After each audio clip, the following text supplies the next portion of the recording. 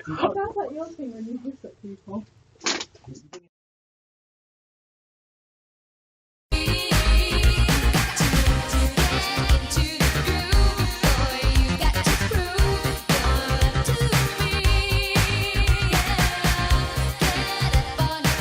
Madonna, BBC Radio 2, 10 to 1, all kicking off at Westminster. Let's go back down to the Houses of Parliament and talk to some Conservative MPs and try and take the temperature. Gillian Keegan, Conservative MP for Chichester. You're backing Theresa May, I gather? Yes, I am. And how was she in the House of Commons just now? Well, she was very strong, amazing, but I think what was most important was the mood music around. So on our side, there was lots of support, lots of cheering for the Prime Minister, lots of support for her answers, and actually on the opposite side, they were actually very quiet, much quieter than usual. So I think if you took the mood of the House, you would think, you know, we're still going to have the same Prime Minister this time tomorrow. So what is this, some kind of insurrection by a limited number of MPs, or what? How do you see it? Well, there's obviously different views across the country and in the Conservative Party as well as other parties.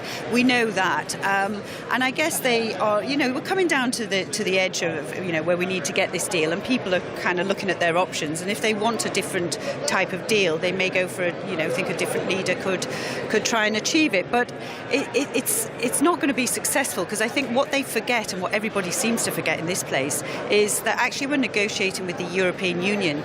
And that seems to be the fact that fewer people talk about, which is quite astonishing, really. Thank you very much, Gillian Keegan, Conservative for Chichester. And with Gillian, I think in Central Lobby is James Brokenshire, Minister for Housing, Communities and Local Government.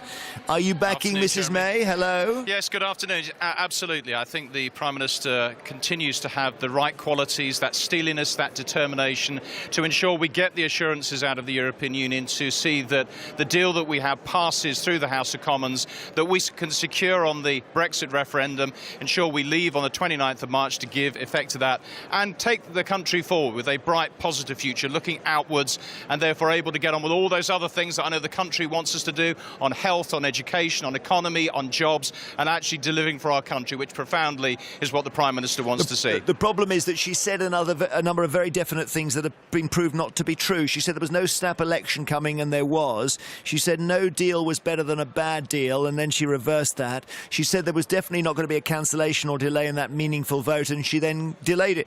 So people just don't believe anything she says now. No deal is better than a bad deal, and we have a good deal here. It's a question of getting the right assurances on this issue of the Northern Ireland backstop, which is why I think the Prime Minister was right to pause, to go back to Europe, to actually talk to the European leaders. There is more to do, and ironically, the events today have stopped that from happening. She was intending to go out to Dublin to talk to the Taoiseach, to actually go and make more progress in relation to this issue, which is why I think it is important that this gets settled quickly, that people get behind the Prime Minister so that she can get on with that job of actually getting those further assurances, giving that clarity, and seeing that we get this deal happening, because otherwise the risk is more uncertainty, more division, and real questions as to whether Brexit will happen at all, or indeed whether we have no deal. Thank you very much, Conservative MP James Brokenshire, Minister for Housing.